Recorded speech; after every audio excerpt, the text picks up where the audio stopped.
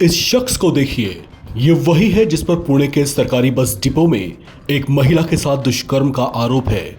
वारदात के बाद वो बड़े ही शातिराना तरीके से भाग निकला था।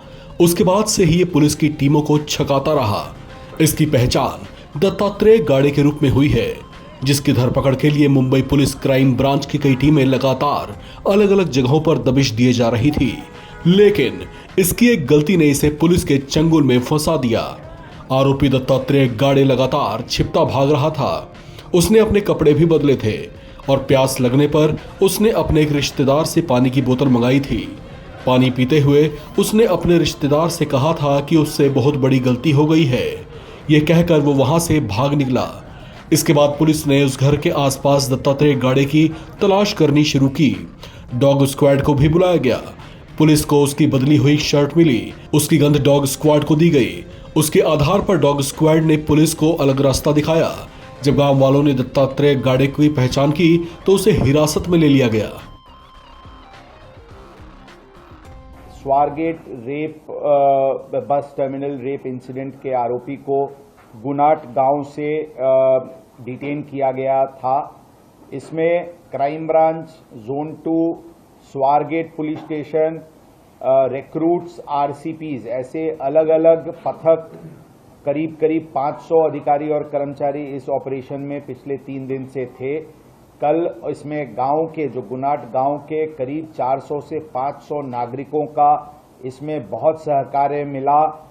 हमें इंफॉर्मेशन बहुत जल्दी आती थी। हमारे लोगों को पूरी सुविधा, उनके लोग मोटरसाइकिल्स पे खुद जो खेती की एरिया थी, जो शुगर केन की फील्ड्स थी, उसमें उन लोगों ने खुद से जा करके बहुत ही अच्छा मेहनत और हमें मदद किया। हमारी डॉग स्क्वाड ने अलग अलग जगह की लीड्स दी, जिस लीड्स के आधार पे हमें काफ़ी पॉजिटिव उसकी रिजल्ट मिली। ड्रोन कैमराज, जिसमें थर्मल इमेजिंग युक्त कैमराज थे, वैसे ड्रोन कैमरास का यूज किया गया था और उसकी भी काफी फायदा इसमें हुई थी। पुलिस के इस ऑपरेशन में ग्रामीणों का बड़ा सहयोग मिला। दूसरी ओर यूथ कांग्रेस के सदस्य सड़कों पर इस घटना के विरोध में प्रदर्शन करते देखे गए। सीएम देवेंद्र फडणवीस ने कहा कि सरकारी बस डिपो पर व्यवस्थाओं और सुरक्षा के लिहाज से स्थितियों को रिव्यू किया जाएगा। पुणे का जो मामला है उसमें आरोपी को पकड़ लिया गया है। इस आरोपी की जांच की जाएगी। उसके माध्यम से इसकी जो सही स्टोरी है वो हमारे सामने निश्चित रूप से आएगी। और कुछ चीजें आज पुलिस कमिश्नर ने आपके सामने रखी है, कुछ चीजें जल्दी हम सामने रखेंगे। अभी चूंकि सारी प्रक्रिया चल रही है इसलिए वो चीजें सामने रखना ठीक नहीं है, लेकिन इसमें फॉरेंसिक जो कुछ हमारे तफ्तीश है वो भी हमारे सामने आई हुई है। तो निश्चित रूप से इसकी सारी जानकारी आपको मिलेगी और इस प्रकार के डिपो में ऐसे मिसयूज न हो, इस दृष्टि से भी आगे में कार्रवाई की जाएगी। इस बड़ी घटना पर राष्ट्रीय महिला आयोग ने भी कड़ा संज्ञान लिया है। इस विषय में नेशनल विमेन कमीशन ने सुमोटो कॉग्निजेंस लिया है और कल ही हमने महाराष्ट्र के जो डीजीपी है उनको हमने पत्र लिखा है। हमने उनको ये कहा है कि ये जो घटना घटी है, इस घटना का तुरंत हमें वो जांच करके एक अहवाल हमें वो तुरंत दे दीजिए।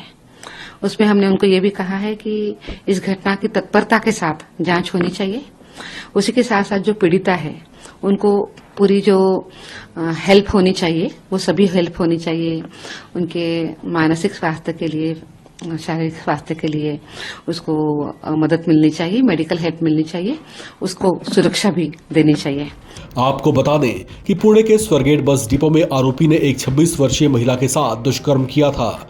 करीब 3 दिन की पड़ताल के बाद पुलिस ने आरोपी दत्तात्रेय गाड़े को उसके गांव से गिरफ्तार कर लिया है। इस खबर में फिलहाल इतना ही। बाकी अपडेट्स के लिए आप बने रहें एनबीटी ऑनलाइन के साथ।